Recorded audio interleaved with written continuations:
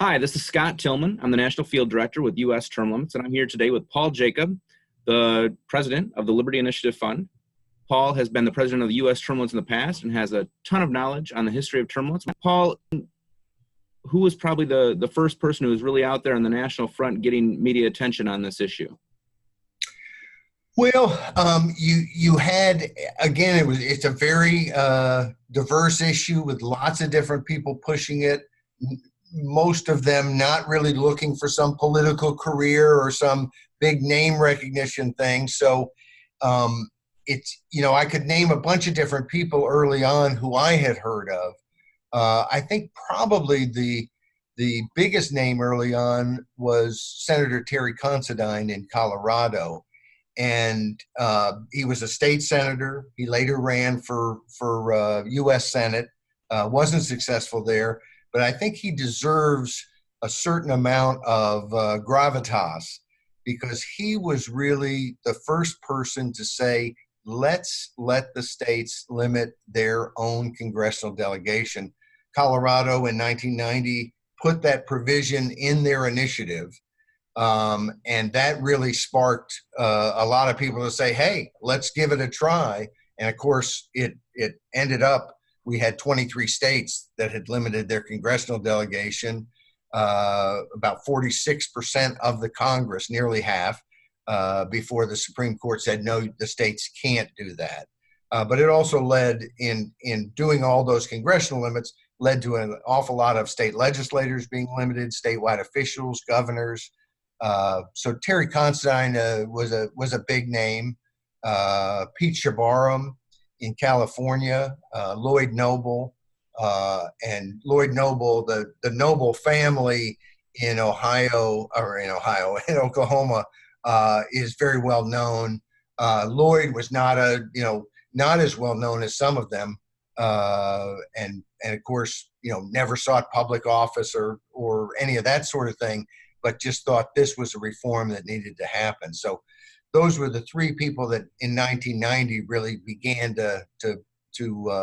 began this movement by pushing for those initiatives. Did you get a chance to meet any of those individuals? All three. I know I got involved later on.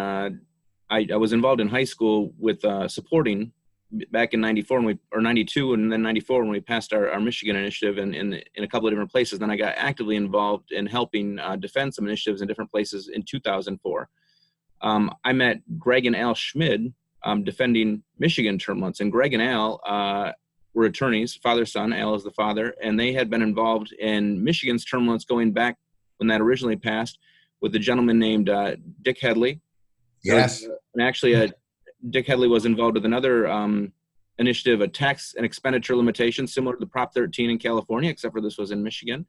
And then a guy named Pat Anderson and was working for Mr. Headley and is still involved in the term limits movement here in Michigan till today. And Kurt O'Keefe here in Michigan, we've had quite a movement of people who, or quite a group of people who have stuck with the movement in Michigan because, well, the Michigan politicians don't like the term limits we have, and oftentimes we need to step up and defend them.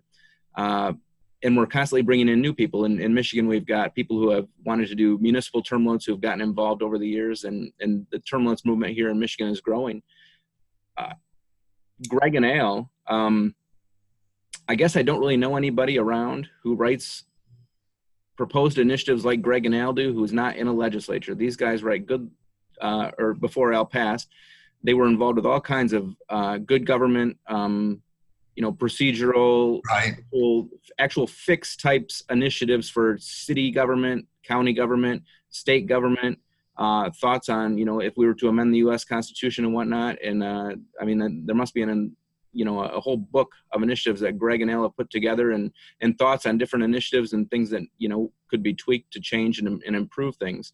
And there are people like that in different states too. And I'll tell you, the Headley Amendment is what the one measure was called many years before term limits.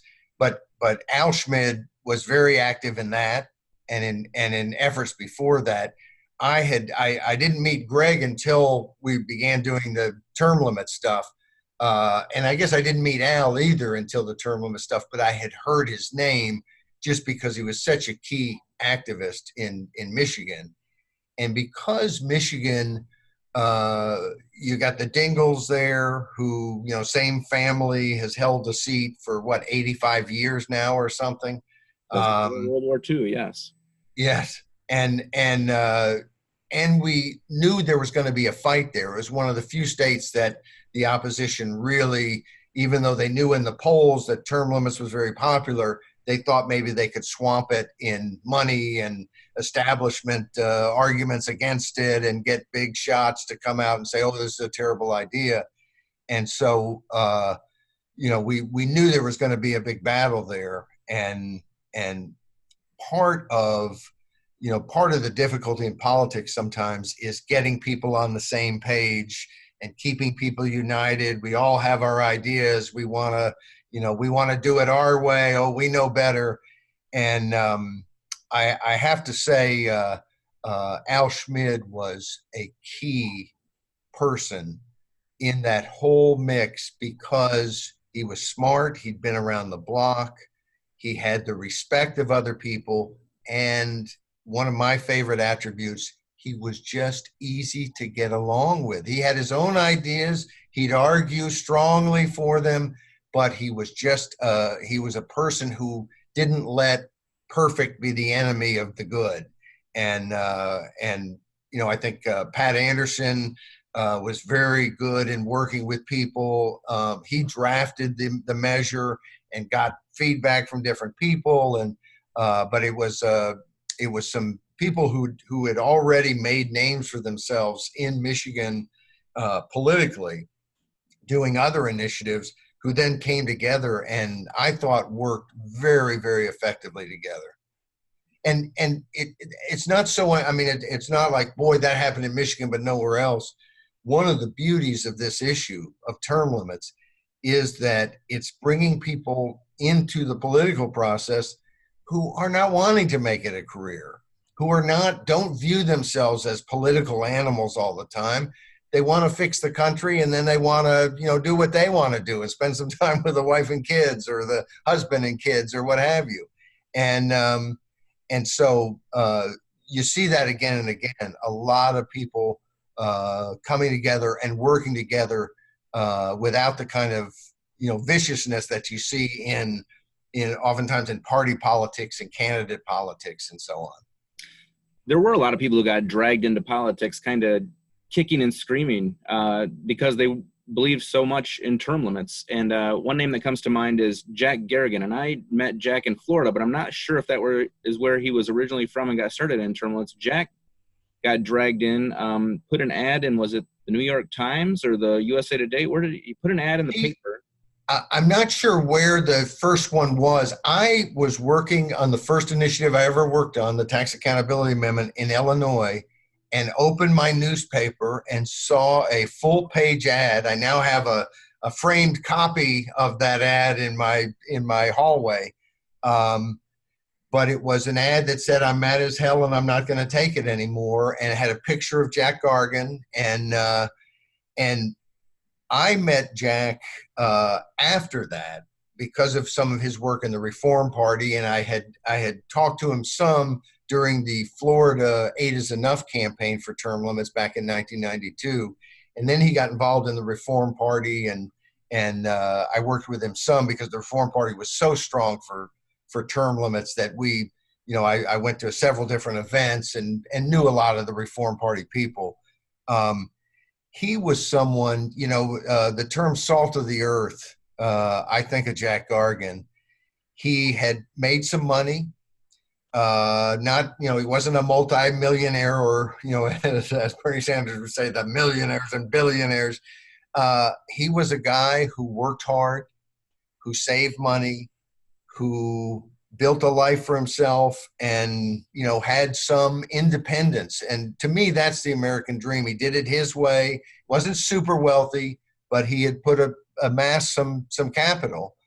And he decided that the best way to help his kids and grandkids wasn't to just keep all that money in the bank, but was to save the country. That's essential if you're going to be prosperous, to have a country that allows that facilitates that encourages it. and that doesn't stomp on it and detour that sort of prosperity. And so he took the ads out. I think he took an ad out. He got such response that he took another ad out, and then another ad, and then another ad. In the end, I don't know whether it was 30, 40, 60, 80. He ran a ton of full page ads around the country, got money back in to run more ads.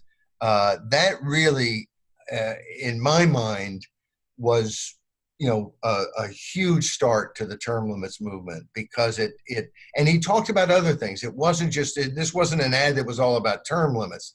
It was an ad that was all about the fact that we now have a government and a Congress that isn't ours anymore, that doesn't represent us, that is out of control, and if we don't do something about it, it's going to be disastrous. We're going to take the greatest country in the history of the world and turn it into a basket case. And it really struck a nerve. So I think of Jack Gargan as one of the key pillars of the early term limits movement.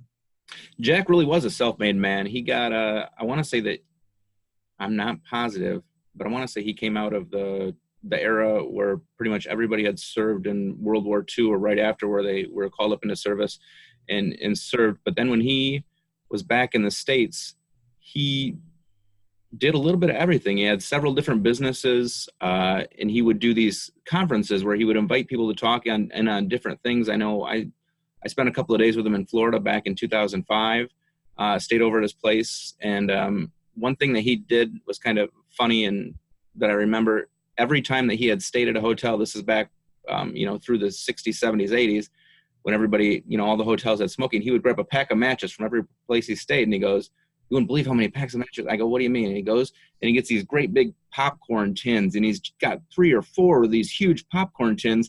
He pops the top, and he's got hundreds and hundreds of matchbooks. And when I think grassroots, I always think back to the time I was at his place, and he was talking to me about, the term limits campaigns. And then he, of course, got pulled into the Reform Party campaigns. And they would go around places, and they, it's not like this was ran by millionaires and billionaires. He's going around, they're going town to town speaking. And the first couple of times, they tried to make some hotel arrangements and whatnot. And then he said, we would always get invites to come stay at my house if you don't have a place to stay. And he said, we just stopped making hotel invites. And no matter what, whoever the first person was who asked me, I would, I didn't want to say yes to somebody and no to somebody else. And he says, I slept on couches. I slept in guest rooms. I slept in guest houses. He said, but he was actually there. They would go to the things, and he was living the grassroots for a couple of years. When Perot was a supporter of term limits too. Yes. When Perot was running before, so when you do an independent candidate in a lot of states, you have to put 2 names on your petition. They had not picked a running mate for Perot yet, and they used Jack in several of the states as the placeholder until they decided who the running mate was, because they had to put somebody on. They knew they could replace that person later, but they had to have somebody for the state paperwork. So Jack was a placeholder. There were just a ton of people who were involved with the Reform Party and who got involved in that movement who were big supporters of term limits. And of course, a lot of them got to vote for term limits, even though they, didn't get to vote necessarily for the Reform Party, because it didn't make all the ballots and in the different things, withdrawals and whatnot that year. Well, and actually, Jack deserves a ton of credit for convincing Perot to run. He wasn't the only person who was talking to Perot, but he was one of the key people that got Perot to run. And I wasn't a big supporter of all Perot's agenda. I mean, he was great on term limits, and he recognized a lot of the problem. But I was a big supporter of the energy that he unleashed into American politics. And it's easy to forget Perot because the Reform Party no longer exists. He didn't get elected president. What was his impact? Who knows? And so the man died, a month or so ago. What difference did he make? He made a huge difference. And I got to Washington in late 91. I can remember talking to people in the Capitol about this, and especially elected officials and staff members in Congress. And Ross Perot's 19% of the vote in 1992, I don't know how else to say it, it scared the hell out of these people.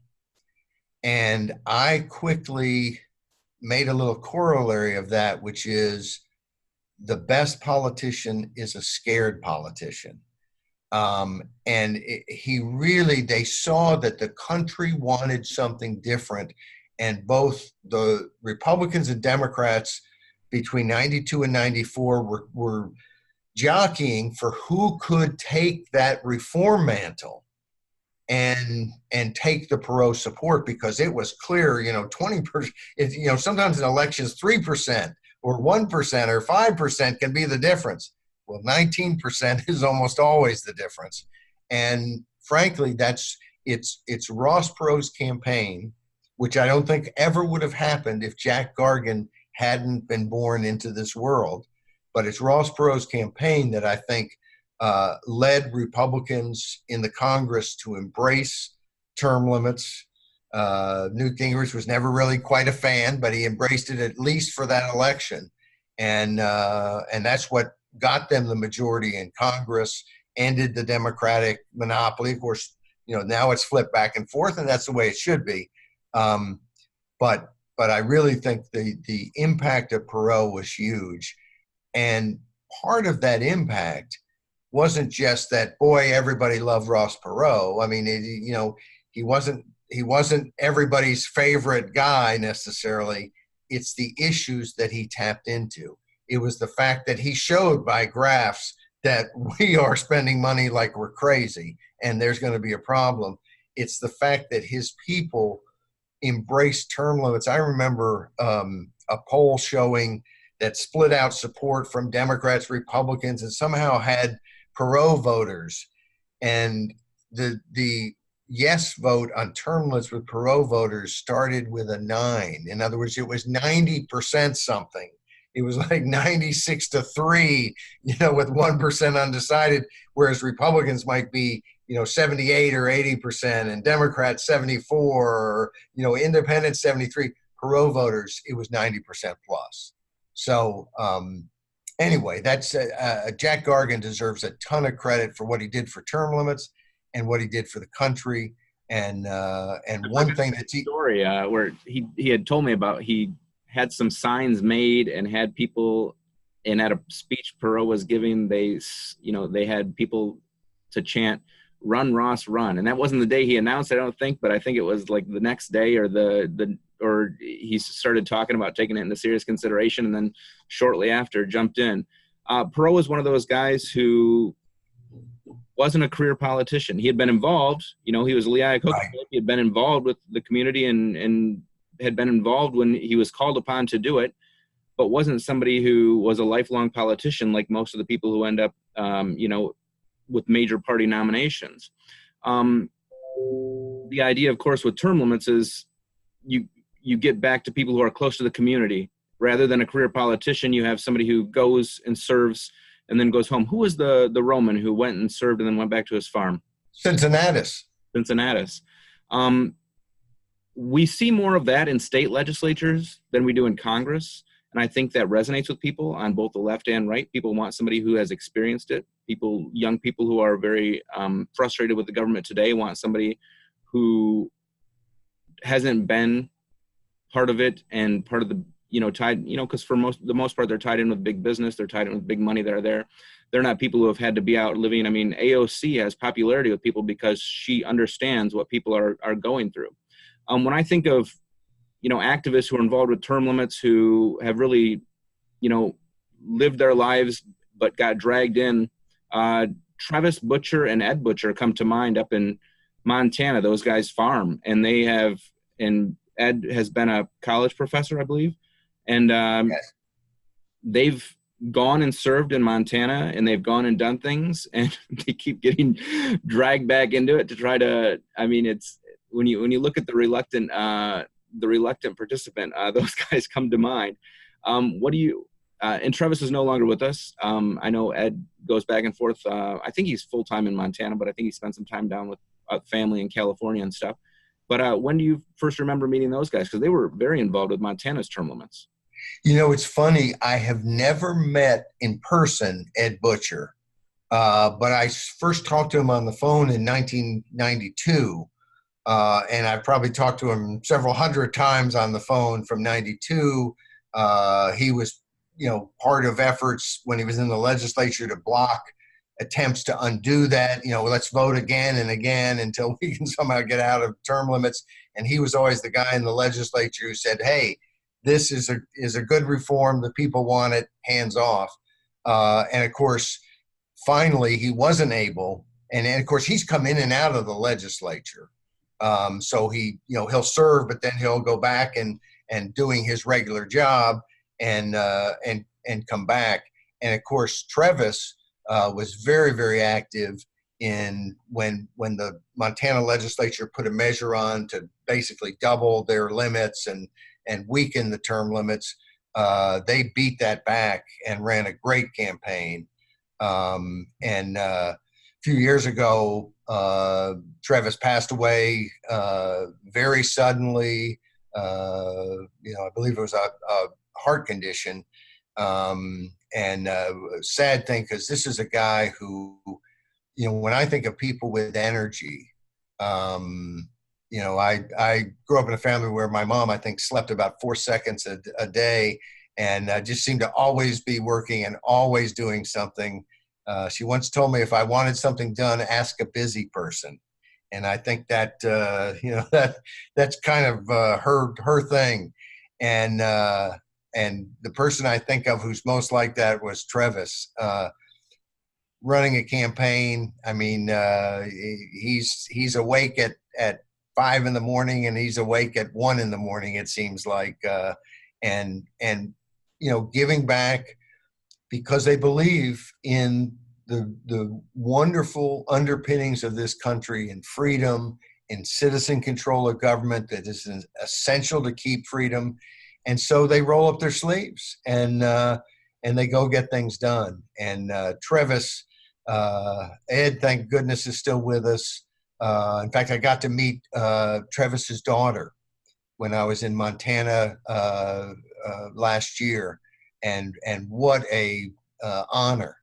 Just because I think the world of Travis, and we lost him way too soon. But they're the type of folks, they're doers. And we had a slogan back in 1992 that we weren't so thrilled about, but one of the ad guys who brought us different slogans said it was the best one, and we decided he was right. The slogan was term limits. It's something you can do. And people all over this country, they recognize the problems. They recognized them in the 1990s and every day since, and they recognize them today, and they want to do something. And term limits won't solve every problem, but it will solve a bunch of them. And it's the kind of something that people want to do. And I think of the Butchers, and it's folks like that make for great communities, great states, great countries. Yeah, there's been some actual pushback against things those guys have done, which you know about. Sometimes we have an impact in politics, or people have an impact, or there's actual pushback, and they legislate specifically against keeping you out of it. We know a few people have had that situation. We'll have to bring that up on another video conference that we do. I never got a chance to meet Jack Shaw, but I know that he was instrumental in Missouri. Did you ever get a chance to meet Mr. Shaw? Yes, it's Jack Shaw. It's Ed Jack Shaw. Oh, okay. Ed Jack Shaw and another guy there who I've kind of lost touch with, Bob Wright. Both of them stormed the beaches in Normandy. And then they, decades later, stormed the beaches in Omaha, Nebraska. This was a heck of an effort. Jack Shaw had done and it's everyone calls him Jack Shaw, so it does sound like Jack Shaw, but it's Ed Jack Shaw. But no one ever said Ed; it was Jack Shaw. Anyway, they were involved in those initiatives where they do all this work, they get it on the ballot, they win, and then the court steals it from them, and then they come back and they do it again, and the court steals it from them, and luckily Ed was able to, see it finally done, and before he passed away. But the type of person who, I remember writing a little commentary about what all that had happened in Nebraska, and I thought, how to kind of give it some oomph. And then I realized, oh, that's right, these guys stormed the beaches in Normandy. I mean, these are folks who have been there or done that in terms of saving the world, and we were very honored to have them working with us on term limits. Yeah, we've had a lot of good people in the movement over the years, and we're getting more and more. People call U.S. term limits, and we're always happy to advise and help where we can on municipal initiatives and other things like that. This is Scott Tillman. I'm the National Field Director with U.S. Term Limits, and I'm talking with Paul Jacob, the President of Liberty Initiative Fund, former President of U.S. Term Limits. Thank you, Paul. Thank you, Scott.